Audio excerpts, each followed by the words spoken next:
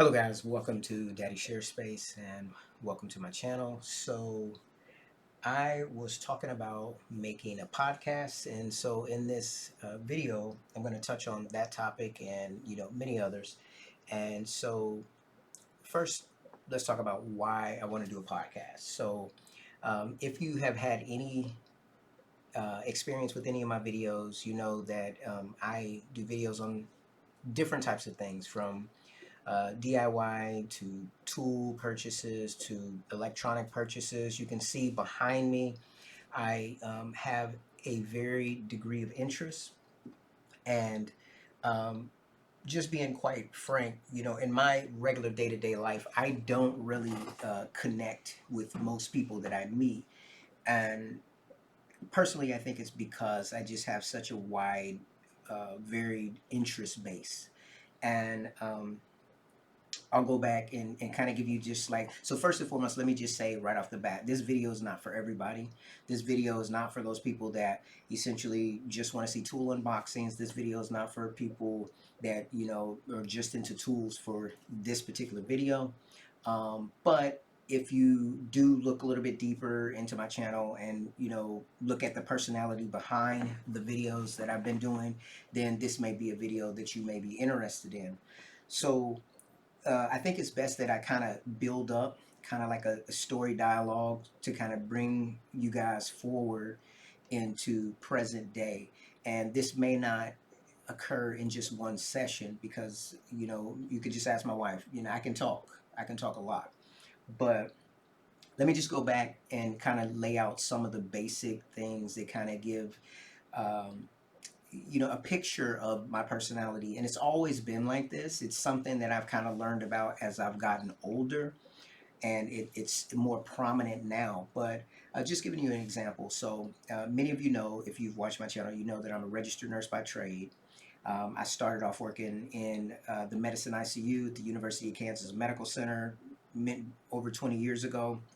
And then I progressed from there to working in the emergency room. I did that for multiple years. And then now I am working in gastroenterology in the state of California.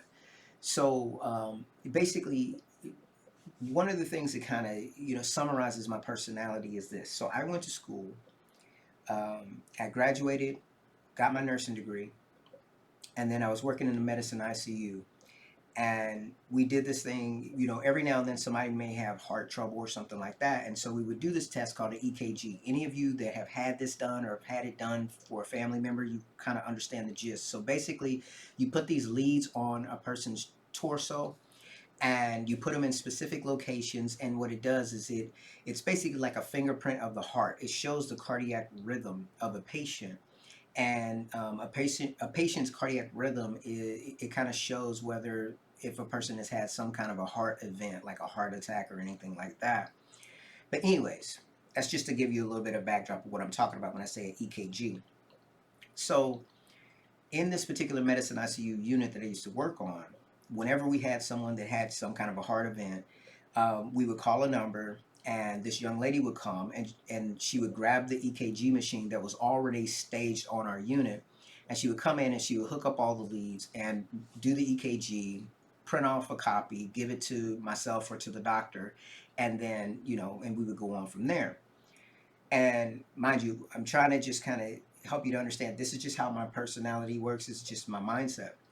So I would watch this young lady do this job. I watched it multiple times. And then one day I just said, hey, so why do you put this lead here? And why do you do this? And why do you do that? And so, she kind of looked at me almost like, why do you want to know? Because, her role was very different than mine. I was a registered nurse taking care of patients, and she was what you would consider, or what you would call an EKG tech, right? And so she's like, why are you interested? And I guess it's because most of the other nurses that I worked with at that time, they would simply call that number and have her come to do an EKG. Well, my personality, I wanted to understand. I wanted to know, and I wanted that skill set.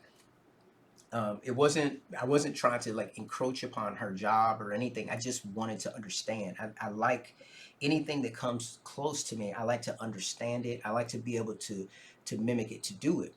And so she took the time and she taught me how to do the EKG. And then what ended up happening going forward is every time my patient had some kind of a cardiac event that required an EKG, I didn't call. I just did it myself because I developed that skill set. And it wasn't that I was above having her help me or that I didn't want her to help me. It's just that in my personality, it's like I like to offload pressure from others, but also at the same time expand my skill set. And once I do expand my skill set, like I worked at like 30 plus hospitals across 4 states. And so like you come across all kinds of different people in your life, whether it be on the job or in your regular life. Some people are go-getters, some people are like type A personality. Definitely I'm a type A. And then some people are more like type B personalities where they're more laid back and they like things to be done for them. They like to use their mouth more than their actual hands to get things done, and there's nothing wrong with that. To each his own. So why do I bring that example into this particular um, video? Well, it's because I'm trying to paint a bigger picture as to the type of person that I am. And I've done it. Most people, it's kind of like if you saw somebody painting a mural and they only started at one small location, you can't really get the gravity of what they're building because you can't see inside their head. And so for myself, if you look at my YouTube channel and you look at the bigger picture, one of the reasons why I wanted to do a podcast is because I'm not just doing YouTube just for so. I'm doing it because this is an outlet for me. I'm a pretty busy dude. Like on my job, I work from start to finish. When I come home, I do what I need to do until pretty much I pass out. That's just my mindset because it's kind of like say for instance, if you're talking about saving money, if you save, save, save, save, save, you never have to worry about being broke, right? As long as you live within your means and you don't allow somebody to come in and basically um, essentially trick you out of your money or shiest you out of your money. As long as you don't do those things, it's like it's a thing. So as long as I work hard on my job, so it's a simple mathematical formula to me. I look at everything logically and in these, I guess, kind of like there's no like real gray area. It's like if I work as hard as I can, then I can expect a certain degree of results. Now, there's a caveat to that. I don't always expect like top results. If I put in top effort, I have lived long enough to know that you don't always get what you would hope to get back from your effort. However, the effort that you put forth, it actually does something. It's like that cardiac rhythmia, or sorry, I misspoke. It's like that cardiac rhythm or your fingerprint. It says more about you or your integrity as a person. It's your personality. It's who you are, right? So like if you get around somebody, let's say for instance, I'll use it. I don't think my wife will mind this, but she told me a story about back in the day when um, in Trinidad it's a very different culture, and so she was moving out on her own and she was looking for a roommate because of course it brings down your cost of living. And she met a young lady, and the young lady basically told her up front, which she was honest, right? And she was like, sometimes I'm not going to be able to come to rent. So my wife decided to go a different direction. There are a lot of people that are like that in life. Now, you respect somebody that will tell you the truth and tell you that I'm not going to be able to pull my part of the load, but there's a large population of people that don't have the level of integrity that will tell you the truth like that, and they will get you entangled in things and have you in a bad situation, i.e. like if my wife would have moved in with that person and she hadn't said that, then when that young lady couldn't come up with her rent, my wife would have had to worry about being homeless or having to pay that person's portion. And that leads into my next point. When you create relationships with people where you do more for them than they do for you, that becomes the expectation. And it's not that person's fault. If that person is very, if you say frugal with what they give, or very close fisted, and you're open handed, right? Then you can't blame that person that's close fisted for being close fisted. They've always been that way. And that's something that I had to learn over time, is that not everybody is as open as you. I moved to California in full time in 2010, but I had been traveling out here as a travel nurse since 2003. So I had a lot of experience out here, and it's such a culture shock because coming from the Midwest, I was originally like Superman. You know, I'm from Kansas, right? So um, I was born there, and in the greater Kansas City area, which is, like there's like an area where you've got Kansas City, Kansas, and then you've got Kansas City, Missouri, right? It's just a state line dividing the two. And I lived in downtown Kansas City, Missouri at a span of time, but I was born in Kansas, right? In Kansas City, Kansas. And the way that we interact with each other, the way we get along is so different. And it's weird because, um, when I moved to California, especially when I first moved to San Francisco area, I found that I thought on the surface that things would be a lot more integrated. People would be dealing with each other on a different level, like at a level higher than what I came from in Kansas. And it's funny because it's exactly the opposite. Um, when I look back and I look at, like, say, the greater Kansas City area, all types of people, whether it didn't matter what race you came from, people actually got along a lot better in that greater Kansas City area than my experience has been in California. Now, there's a couple layers to that.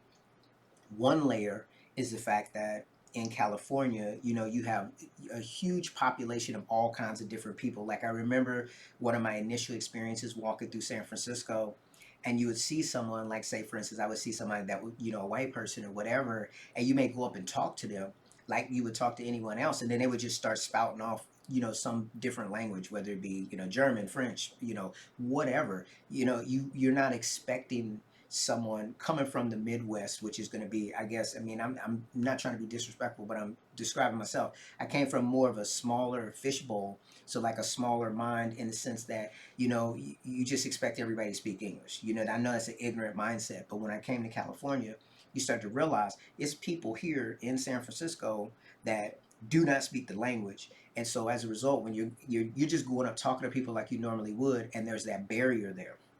So as a result, I realized in California is you have these pockets, right? And so you have, like, areas of one, group of people, areas of another group of people, and all these different things.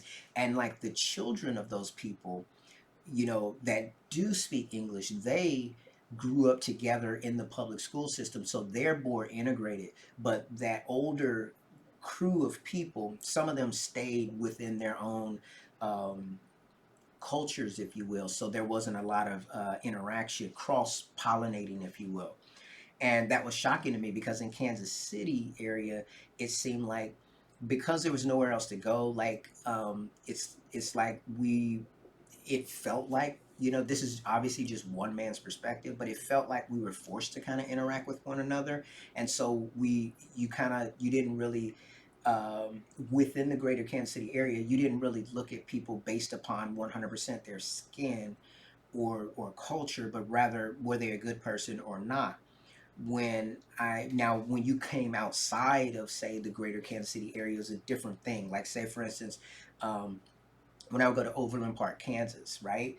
It was something that you knew, being a black male, you knew that if you rode four deep in your car, like, you and three other black men, you were going to get pulled over by the police. You automatically knew that. And that was true of anywhere outside of that greater Kansas City area. Within that greater Kansas City area, it was like an accepted area for you to kind of roam about and do your thing. But when you got outside of that area, you felt the restrictions of the other areas in Kansas and or Missouri on both sides going out. The further out you got from that greater Kansas City area, the more um, restrictive it got for someone like myself. And so when I came to California, the first time I came to California, I was actually president of my nursing class in college, and they sent me on it's kind of like a annual nursing thing that was held in Reno, Nevada. And so they flew us out, and I rented a car, and I was driving around, and I saw this sign that said 100 miles to San Francisco. And at that time, at that season, I used to be like more of a football fan. I'd still watch it casually, but I used to hate the Chiefs. Ironically, I'm kind of a supporter of Patrick Mahomes now, but I used to despise the Chiefs, Christian Okoye and all of them. I was mad when Joe Montana went from San Francisco to um, to the Chiefs, and I was a bit salty too when the Chiefs beat the 49ers in the Super Bowl a few years back. But then over time, I've come to kind of appreciate the Kansas City Chiefs because that's where I'm from, that greater area. So I not as deep as a fan of football. That's kind of a little side topic, but um, anyways, let me see if I can get back on track. So what I realized um, with California is because people are able to kind of stay within their own little connected cliques and such.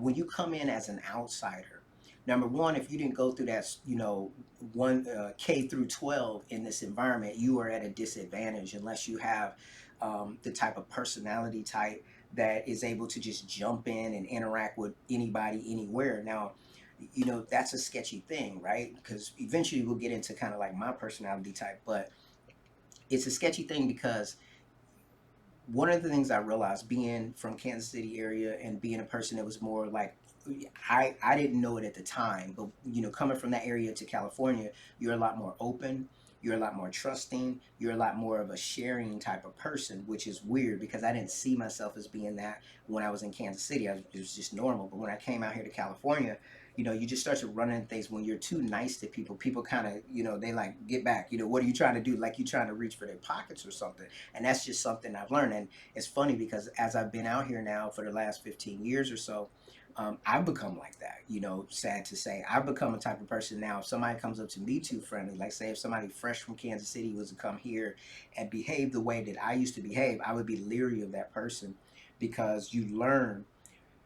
I think I haven't looked up the demographics lately, but I know back in the day, Kansas was like, I don't know, 2, 3 million people or something like that. It was small by comparison to somewhere like California with like 40 million people. So you have all these different ideas and all these different ways that people interact due to their culture, due to, all of these different things. And some of it clashes, right? And so unless you went to school K through 12 in this area and got kind of seeded with all these different cultures to where you know how to be more, to where you know how to navigate this area, it can be quite difficult, what I'm saying, in California because most of the people that I met here in California that I considered to be halfway decent people, they weren't from here. They were not from California. Let me just say that right now. One was from Mississippi, another was from Chicago, not from here. The people that I met from here is so weird because I spent a time where I was doing a travel assignment down in Los Angeles area, and that was back when I used to still do things like party and stuff like that. And I remember it's funny because I'm talking not necessarily in chronological order, but I'm just sharing the different experiences that I had. I remember I went to this club and I was dressed a certain way. I used to dress. I don't really worry about clothing anymore, but I used to dress. I guess you would call it. Yeah, I used to like look nice. Let's just put it like that. I used to shop at like places like Banana Republic and those types of stuff. And I would be, I would consider myself decently dressed back then. I don't worry about that stuff anymore.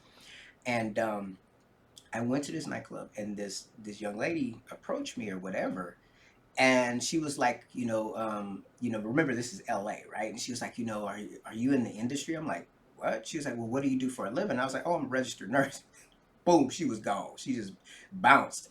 Why do I say that little story? It's funny. I say that story because somebody, I can't remember if I was in SoCal or Northern Cal, but someone told me in Northern Cal, people more so accept you for who you are, but in SoCal, it's all about what they could get from you. You know what I'm saying? So, like that young lady that approached me, just by my appearance at that time, she was basically shooting that jumper, thinking that maybe I had some connection to some kind of industry, whether it be Hollywood, music, whatever. So, maybe I was dressed halfway decent that particular day. And once she realized that I was nothing more than a common peasant that worked as a nurse, she flew the coop quick. Now, my personal experience, I would like to revise what that person said to me. From top to bottom of California is like what that person described to me as LA. People don't really interact with you unless they can get something from you. That's just the way it is. That's something you have to understand if you're going to come to California. That's just the way it is, and you have to learn how to navigate that in the best way, in the most peaceable way as possible. And now, are there exceptions? Of course, there are exceptions to everything in every situation. I'm speaking specifically as a transplant, as someone that came from the Midwest to California, and it's almost like you have to use a crowbar to pry your way into the culture. Now, you could do superficial types of things, but what you have to realize is people, they have their lives, they have their cultures. You know, people that were raised, born and bred here, they have their connections already, especially as you get older in life, like myself. You know, I'm ending my 40s here in a few days. And, you know, these people that are in my age range, they're set. You know what I'm saying? So, in all honesty, most people don't have applications later in life for new friendships, new allegiances, unless they serve some kind of functional process. So, like, if you're a single person in your later ages, then maybe all of a sudden people, you know, want to know you because they may think you're, you know, handsome or cute or whatever. Then there's an interaction. Or let's say you have a strong business position, then people want to interact with you. But if you're just some, you know, Johnny come lately, just some person just wandering here and there, this isn't high school. This isn't middle school. People don't want to be bothered with that. You know what I'm saying? There's more to it now. You know what I'm saying? How much money do you make?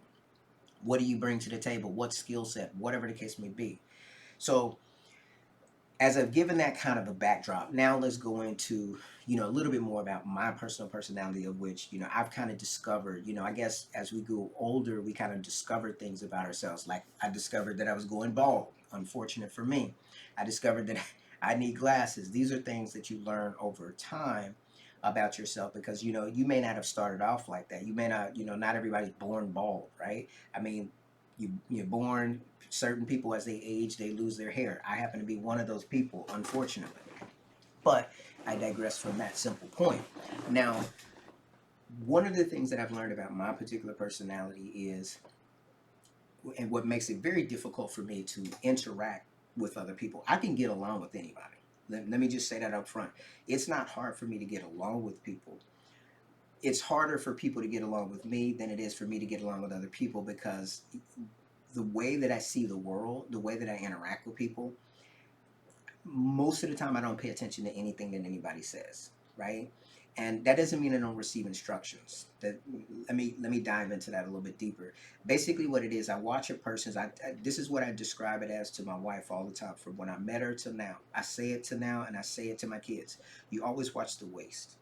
You always watch the waist of a person, and that's obviously a metaphor, clearly, or an analogy, if you will. And basically, what that means is, rather than paying attention to what someone's telling you, pay attention to what their body language is telling you. Pay closer attention to that. If someone says, hey, you know, just using a very simplistic example, sit in that chair, but they won't sit in that chair, I will read more into them not sitting in that chair than hearing them say, sit in that chair. If they don't sit in that chair, that's going to make me, it's going to set off alarms. Why aren't they sitting in that chair? Why are they telling me to sit in that chair? Now, you could say, well, that's, you know, you could look at that in different ways. Like, if you look at extreme cases, people be like, oh, you know, you're paranoid. No, no, no, no, no. I'm using a simplistic example to explain a more complex idea. Anytime you practice something over and over again, let's say you're shooting a jump shot, you're shooting a basketball. Remember, I'm keeping you tied into, this is my personality type. If you keep practicing, you'll get better. You may never be as good as a professional, but you will get better over your baseline. And one of the things that I pay close attention to is people's tells, right? The way that people move. I watch the waist. Like, I don't even really focus on a person's face, their eye contact, or what they're saying audibly. I pay attention to how they move. And I pay more attention to how they interact with other people.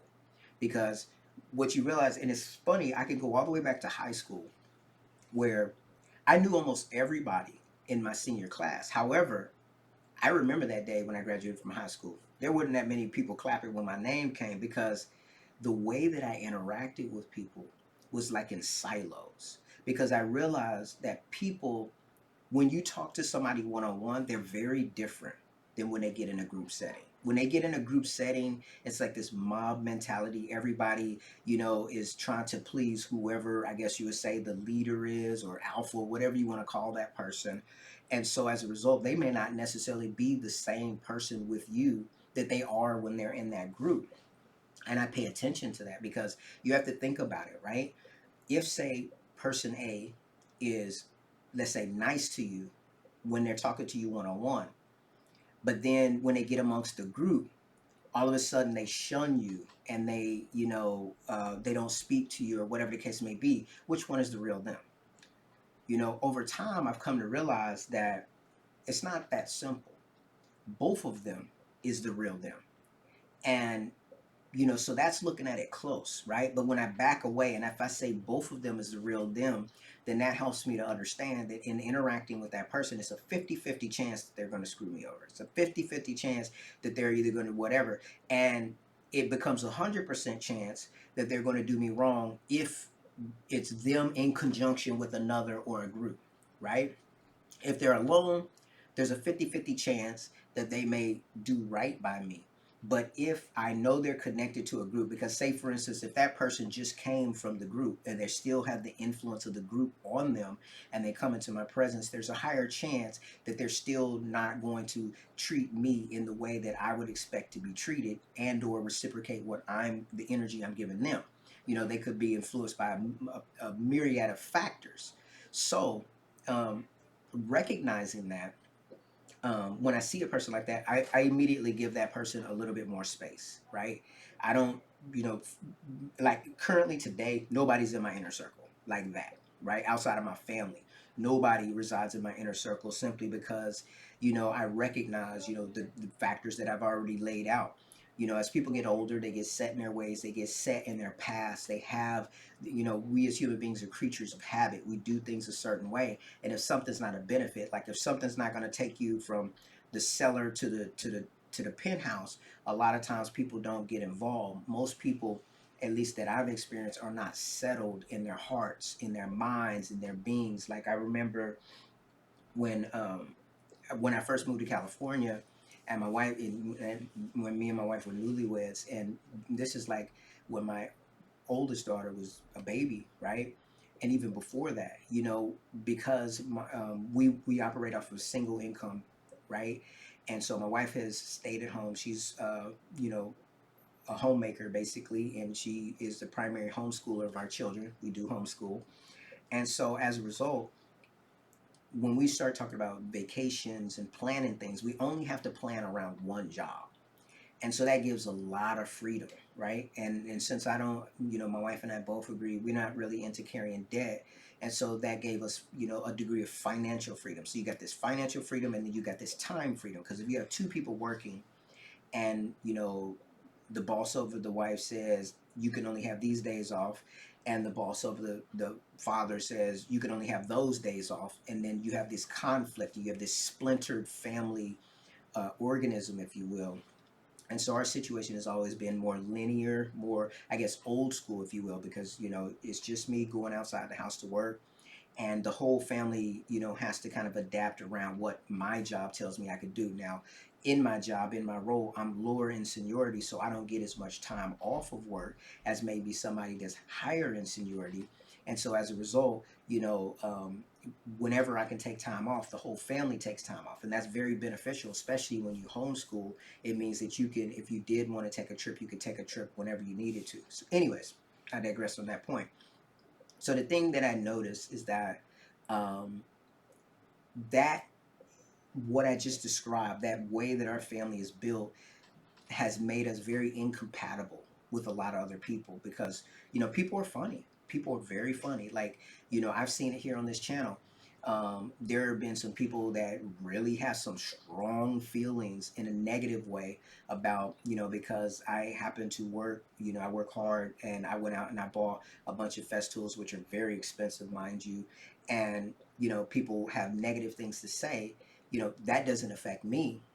You know, but you just understand a person like that. See, they're showing their waist right there. They're showing their waist. So like that same person, if if you came to them and you offered them something, that same type of person would take from you, or probably even rob you if they could. But when they have the opportunity to hide behind a keyboard and type up stuff, they're going to say negative and derogative things about you or criticize you and attack you, and not they don't have the mental capacity or intelligence to be able to put themselves in someone else's shoes and then basically analyze the situation in that way. Rather, they will simply, find any flaw within you. Somebody didn't use a tool in the way that they think it should be used, and they criticize. They see that maybe you don't know how to use the tool properly, and they criticize you. And these things come out, and that's just someone showing their inner core, their inner being. Because let me just be honest, I've been watching YouTube for many, many years, right? I didn't start YouTube videos till about maybe 3 or 4 years ago, and in all the times that I've watched videos, I don't I don't comment on people's videos. I definitely wouldn't go on somebody's video and make negative comments, because it says more about me than it does about that person. Now, everything that goes through your brain doesn't need to come out of your mouth or come out of your fingers when you type on a keyboard, but everybody's different, right? Because oftentimes, especially when you come off with a negative opinion about somebody, oftentimes you may be made to be looking like a fool because you didn't have the full story. And so if you don't have the full story, it's best to have all the information, all the data before you actually, go in on somebody, but it is what it is. But things that like I said, I watch the waste of a person. I watch their behaviors, their actions. Like if a person doesn't know me, like I'll give you an example. Um, I remember, so we had a situation where we moved into a home, and uh, the I all of a sudden I hear the water going on, right? The spigot on the outside of the house, and the neighbor had just took their power washer and connected it to the house that we're paying water for, and was using their power washer. And when I confronted them, the person was like, "Well, ours was leaking." And so, stunned that someone has such little home training, I go in the house, I grab some plumbing tape, and I come out and I give it to him. I said, "Use this." Like, these are grown adults here, right? That's what I mean. Watch the waste. Somebody didn't have proper home training as they were being raised, and so and a person like that will look at you and be like, "Why? Why do you have a problem with me?" Water's not free. Now, mind you, I had just moved into said place, and thus for they didn't know me from a can of paint. I didn't know them from a can of paint, and that lets me know that prior to us moving into that place, they was probably doing that to other people before, or whenever that house was vacant, they was probably doing that to those people. Whoever owned that home at that time, they was doing that because they feel like they can.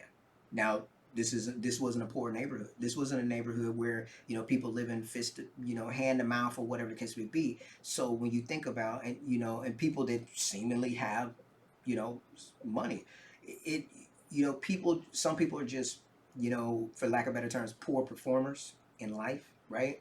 And that's how they get ahead. They get ahead by scamming people, conning people, trying to run, trying to basically, push down other people's barriers, if you will. And that is a direct opposite of my personality, as I described earlier in this talk, when I was saying like how I would basically uh, see somebody else's job, observe it, absorb it, and then produce it. Like what I did with the EKGs. I'm not a person that's going around trying to take resources from other people, and that's just not my thing. I want to know how to be as independent as I possibly can, and anything that I can possibly learn, I'm open to doing that. That's one of the reasons. Like, it's funny because I've mentioned so many different reasons about why I started buying tools, but it's not just one thing. I remember, because I've got a bunch of gaming consoles here in my house, because I've always played video games all the way back from the ColecoVision and the Atari 2600. And you start to get all these different consoles, and they have different shapes and sizes. And I'm like, in my mind, I'm just thinking one day, like, it would be nice if you had a entertainment center to house all of those. And then when you look at all these different unique sizes or whatever, what you start to come to understand, or at least for me, is like a custom option would be better than something that you can buy cookie cutter off the shelf. Because my as I said, my personality, my mind, it's like, if you if you know, like right now I have some IKEA bookshelves downstairs, and I have DVDs on them, and the way that the shelves are placed, it's like there's all this space above the DVDs, which is just wasted space. The cabinet, I think the shelf only has like maybe one middle shelf that goes up and down, so it didn't come with a whole bunch of different shelves or a lot of adjustability so that you can maximize the storage and have like, top to bottom, the DVD without a bunch of free air space over the top. And so these little things would always just kind of irk me. And my mind, then I'll watch a video of somebody building a cabinet, and I'm like, huh, I think I can do that. And so obviously, I'm minimizing the skill set that goes into it. But if you happen to have the revenue coming into your home that gives you the ability to purchase the things to try to make that a reality, you realize it's kind of like it's like if I decided right now I'm going to walk to Texas. Well, theoretically, I can do it, but it's going to take me a lot longer than I would have thought, because it's one thing to see something and be able to visualize you can do it. It's another thing to actually put every single step in front, one foot in front of the other to get there. And you also have to have a lot of mental strength, because in the process of trying to achieve a goal, like for me, like I'm like bought a ton of tools over the course of about 3 years. I bought a ton of tools, expensive tools, and most of them I've not mastered a single tool. There's not a tool in my shop that I say I've mastered, right? And like when I bought my DeWalt track saw, I can't remember what it was that made me decide to get a track saw, but there was something, and I was like, huh, that would work out so much better. And I called myself being frugal by buying the DeWalt track saw, and it basically it did everything that I wanted it to do. I mean, it was amazing. It was like it made me, build this little thing and that little thing, and it just unlocked so much. And then all of a sudden, I decided, like, huh, I don't have a full size table saw to be able to cut certain things, like repeatable cuts, and then also. When you measure, there's always the risk of parallax error. So you measure one board as 10, the next one is 10 and like a 16th, and the other one is like 9 and 15 sixteenths, and then you go to put it all together and it's not what you would hope. And so then I learned about parallel guides. I learned about the right angle square that goes on the rail. And as I said, that's what made me decide to go buy a Makita track saw, still trying to go the cheap route.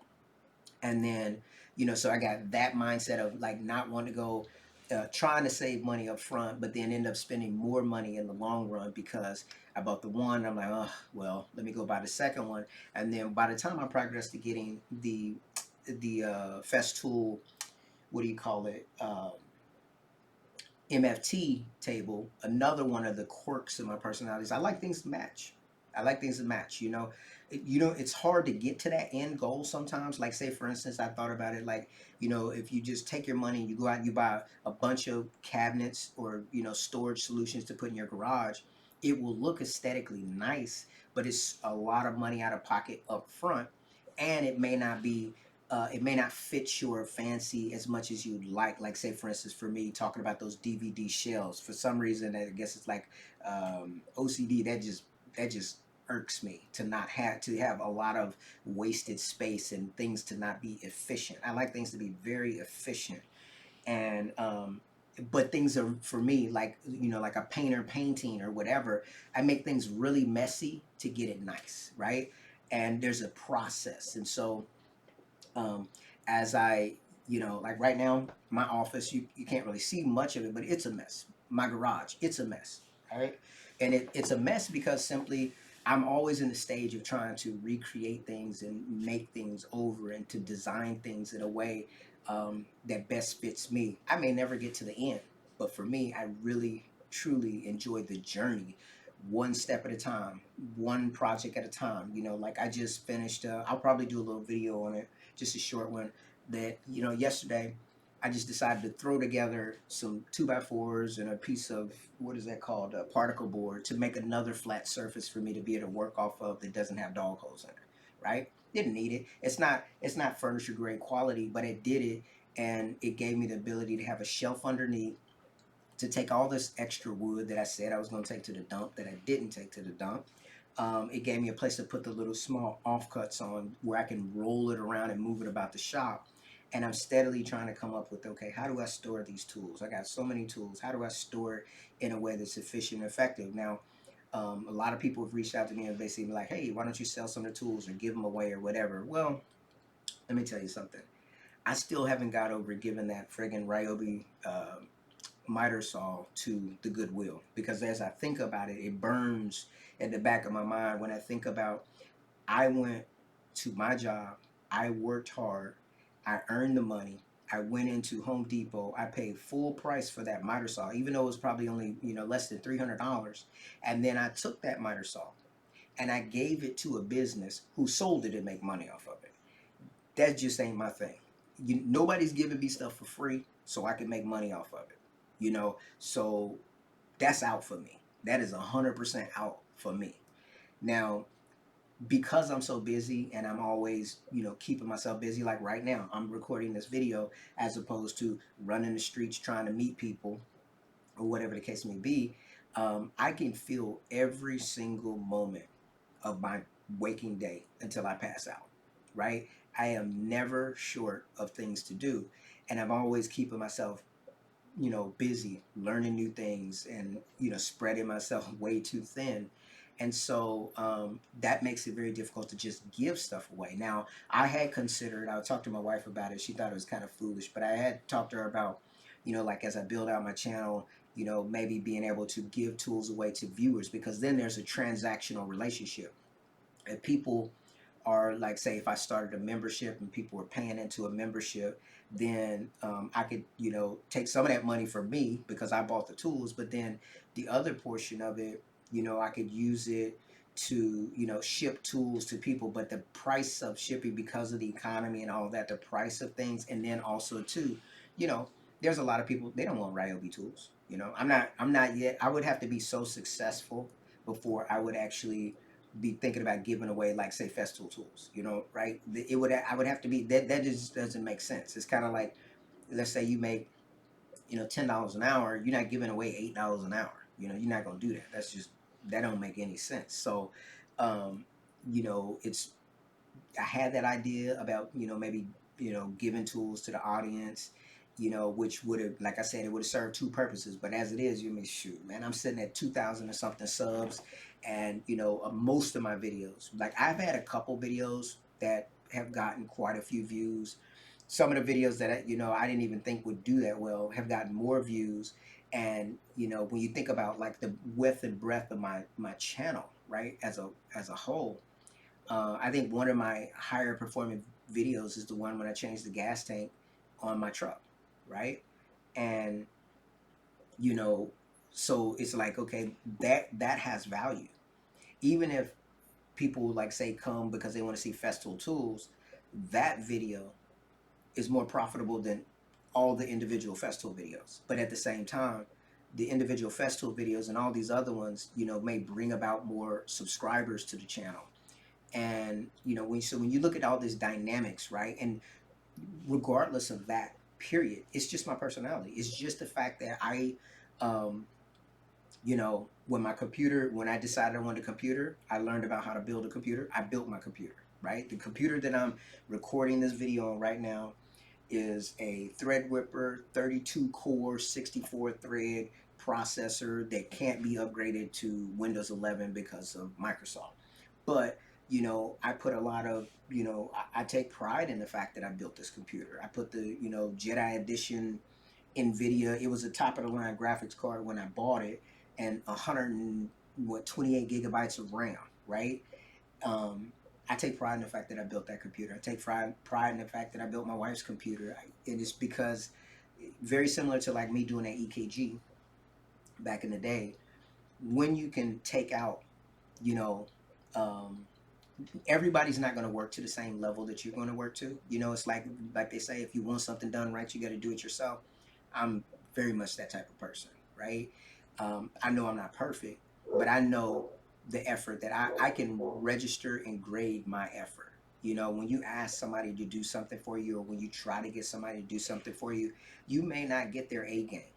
And it's all about, do you need it done or not? If you don't really need something done, then it may be okay to offload or delegate a task. But if you really need something done and you want a result that you know you need, you know you want, if that's what you're looking for, I'm a do it yourself person through and through. I'll build my own computers. I'll repair my own cars. Right now, my Saab is sitting out there unrepaired, not so much because I don't think I can fix it, but more so because I can't find the parts for it. It's so old because it's funny. I've kept that car along with my truck for over 10 years, both of them. And, I poured money into them as far as putting tires on them, windshield wipers, and doing all kinds of little minor repairs, brakes, oil changes, so on and so forth. But it gets to a point to where parts just actually wear out. And it's funny because I learned a new thing about the time frame of a car. And what I mean about that is, like, you hear it with Festool. Festool offers a 3-year all-inclusive warranty and 10-year parts guarantee. That 10-year parts guarantee is important because that means, like, say for instance, if you apply that to cars, if you buy a car that's already over 10 years old, there's a chance that you will get to a point, no matter how well you take care of that car, when parts deteriorate due to age, you will not be able to find a part, or it will be very difficult for you to find a part. So if you can't find a part, then it basically reduces that device or that thing, like the car, down to basically being worthless because, number one, you can't find parts to repair it. Number two, you can't if you can't find parts to repair it, the value of it is zero, right?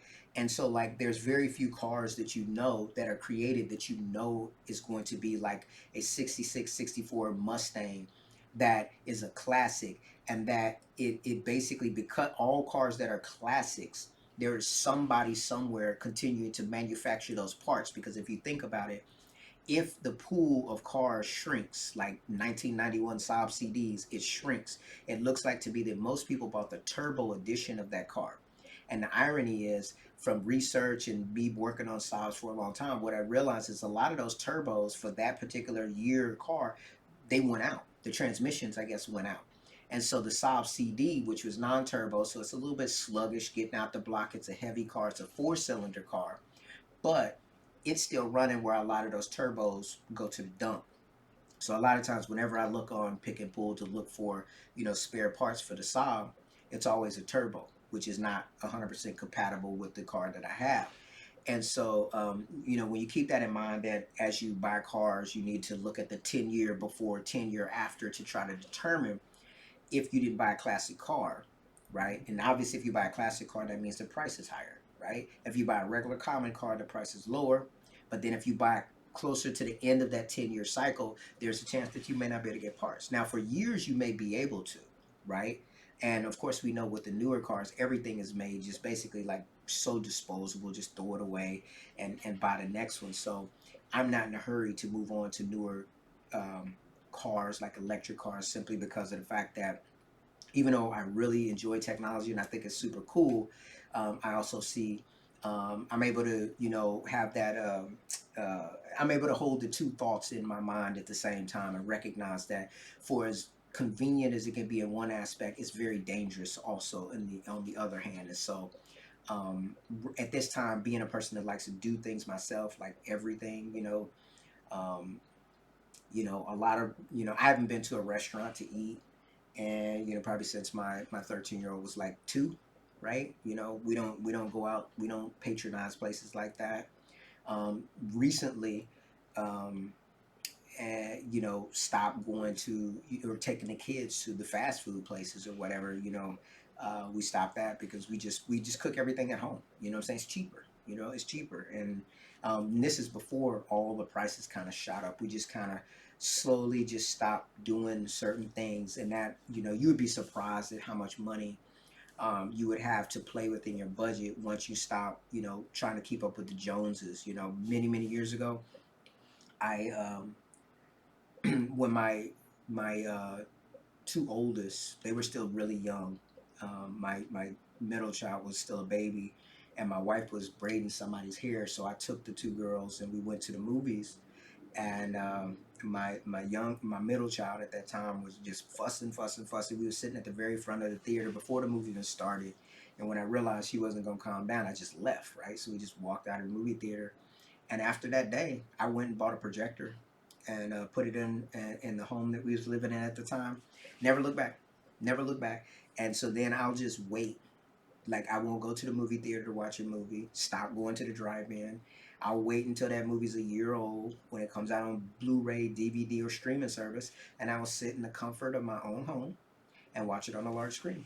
And to me, I mean, I've had that projector now for I don't know many years, right? Over 5, 6, 7 years. Yeah, definitely over 7 years. Probably close to 10 years. I've had the projector, and so as a result of having that projector, between 10 and 8-ish years, it's just changed my mind, my life. I mean, like I can buy one copy of a Blu-ray 4K, or maybe if it comes out on streaming, um, that saves me money. So I've spent money up front to buy the projector, which is more expensive than your average TV and so on and so forth.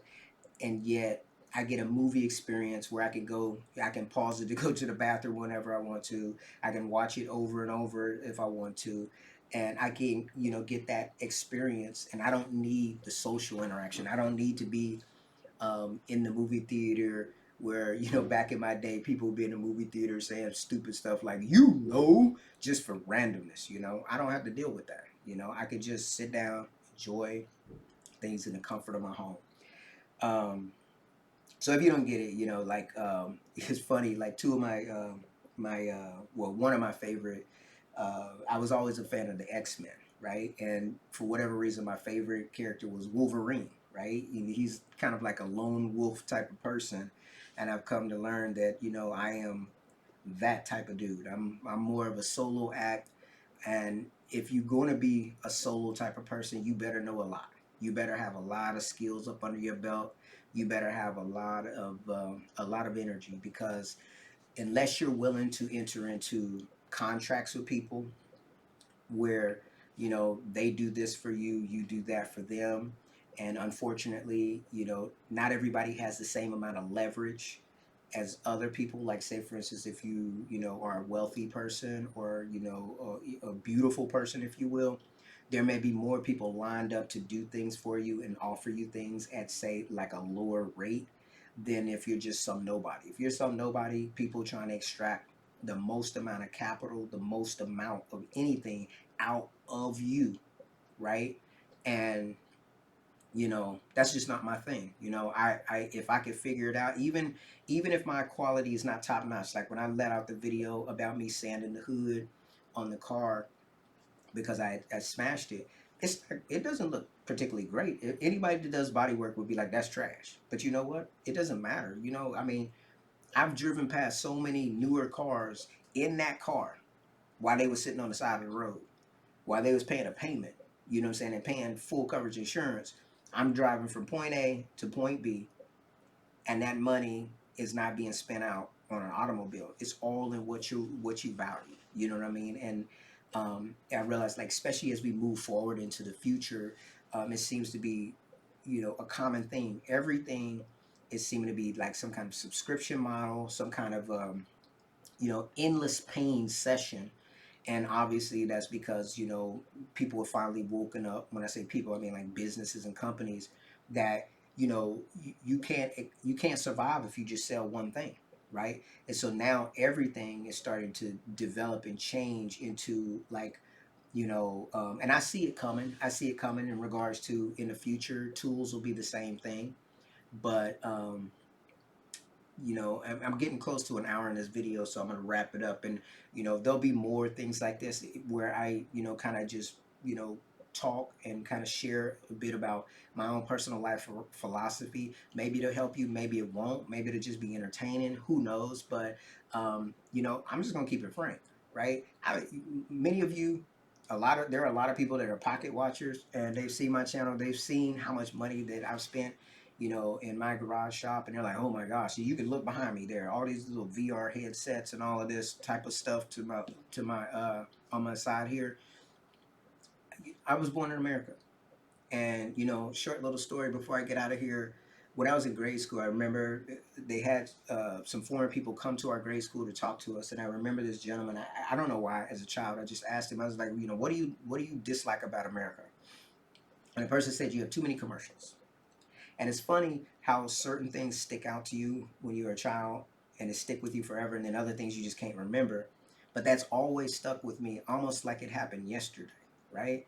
And I understand it now. I understand it because with the advent of YouTube, you realize that there are people, like, say for instance, I'll just use this controller right here. Whoops. So I'll just use this controller. Somebody went out and bought this controller, right? I know you can't see it, the white balance isn't that great, but someone bought this controller for themselves, and they had a certain experience with this. You know, they either enjoyed it or they hated it. And with YouTube, in its inception, somebody would put online whether they loved it, whether they hated it, or if they did any modifications to it, or if they broke it, how they fixed it, or if it went wrong, how they fixed it. And that's kind of like at the core of, you know, like, if you will, what YouTube is, where it's not just an advertisement, right? When you um, go back, you know, and I don't know if any of you guys reflect like this. If you go back and, like, I don't watch regular TV except for, like, if I'm watching the Super Bowl or some major event like that. Otherwise, it's strictly streaming. I don't do commercials. I pay for YouTube Premium. I don't do advertisements. I just skip that stuff, right? So advertising is nothing more than an avenue to get you to come up off of your money, right? There's nothing wrong with it. Because without advertising, how would you know, right? How would you know if a product will work for you? The issue that I have with conventional advertising, any company under the sun, you know, it doesn't matter which one it is, when you watch advertising, they only tell you what they want you to know. All right? Small example of that, I bought a Nissan Sentra some years ago. This is after one of the last times I had somebody work on one of my cars, and what the person did is they actually stole the antenna off my car, that 91 Saab, and tried to sell it back to me. Right? They tried to tell me, "Oh, I noticed your antenna is broken or whatever." You know, I got one for sale, which was ironic because I had put a detachable face radio in that Saab, and I had the face of the radio with me, which basically means the antenna, it stays down and it only turns on when you put the radio on and turn it on. So this gentleman stole my antenna and tried to sell it back to me. Now, how could I prove that, right? It's my word against his, but I know that my antenna worked. And I also know that I had my car radio at home, which basically means he couldn't have turned on the radio to make the antenna go up and down to even decipher whether it worked. However, um, the reality of the matter is, you know, when I paid that guy, you know, he stole my antenna, tried to sell it back to me. Of course, I didn't buy it back. I just, you know, I basically took that L, and that was just one of the steps that led towards me doing 100% of my own auto repair, right? Um, so I bought that Nissan because I was worried that that person did something else shady on that car. It was a knee jerk reaction on my part. It was a dumb decision. Ended up costing me $5,000 because I had to. We ended up paying for like the first 3 years of that car, and then we decided we didn't want to keep it anymore, and so we, you know, basically sold it back to the dealership, but there was a $5,000 difference because the dealership that we bought it from actually, you know, I remember when we went to sell it, he was like, "Man, why did you pay so much for your, you know, because we paid for a bumper to bumper warranty for like 100,000 miles, and I paid for the service, the actual oil changes up front for like, I don't know, like 4 years or something like that." So it was a package deal, but the dealer that I sold it to told me, "Man, you got ripped off," because basically they charged me like double or triple what they normally would have had to charge me. But you know, when you come in this, you used to that. You just get used to that. That's just that's par for the course. It's just like, okay, I won't go down that pathway anymore. But anyways, so I bought that Nissan, and the Nissan. What was I saying about the Nissan? Anyways, I got rid of that Nissan, um, and I honestly lost my train of thought because I was, this is one of the reasons why, like I said, I want to try to do a more talking format so you can kind of get to know me a little bit better and understand, what my channel is about. It ain't about the tools that I bought down there. It ain't about, any of that stuff. It's about, me just sharing, hence the name Daddy Share Space. I'm just sharing. For those of you, apparently 60 something percent of men above the age of 15 are fathers, right? And I'm one of them. And as a father, if you didn't happen to grow up and maybe stay in your home neighborhood and make friends and interactions with people, then basically you don't know people to where you can hang out with and do whatever. Especially if you moved around as much as I did, being a travel nurse, moving across 4 states and doing these different things. I really didn't set up roots. And now that I'm older, and so busy, I just, it's more just me, my family, I do my job, you know, and at the top of that thing is my faith in Christ. So that's number one for me, and everything else kind of falls off of that, right? So, um, I did lose my train of thought there towards the end, and but we will pick up with the next session, and yeah, you'll be seeing more videos like this. So if you like them, great. If you don't, I understand, but just keep in mind, um, anyone that does have critical mindset about these things, you have the ability to open a YouTube account. You can start a YouTube channel, and you can talk about the things that you want to talk about and do the things that you want to do. I think I'm kind of jogging my mind back. That money that I spent down there on the YouTube channel, let's just keep it real, right? Um, those tools, they help me, right, to be able to fix things around the house and do the yard and fix my cars. They have a benefit. And then I also can, do a video about it, and maybe that may trickle some money back into my pocket, which would be great. And maybe it'll help somebody else that's watching my videos. Maybe. Who knows? Anyways, guys, I think I'm gonna wrap this video up right here, and then we will do it again. And we'll probably do these videos a lot more often than build videos and tool buying videos and all of these different things, simply because these are going to be a lot easier to produce. It's just me talking. And for those that are interested, you can comment in the comments below. But you should know this: if I find you to be out of pocket or be disrespectful, I'm not even going to argue back and forth with you. If it's legitimate and logical, then I consider myself humble. I'll humble myself to that. But if you just being nasty, I am going to block you. There's a lot of you that have already been blocked, right? And once you get blocked, you're not getting unblocked. So consider your steps wisely. And yeah. Thank you guys for taking the time to listen to the video. And if you did happen to make it to the end, appreciate that. I'll talk to you in my next video or podcast, whatever you want to call this. Take care.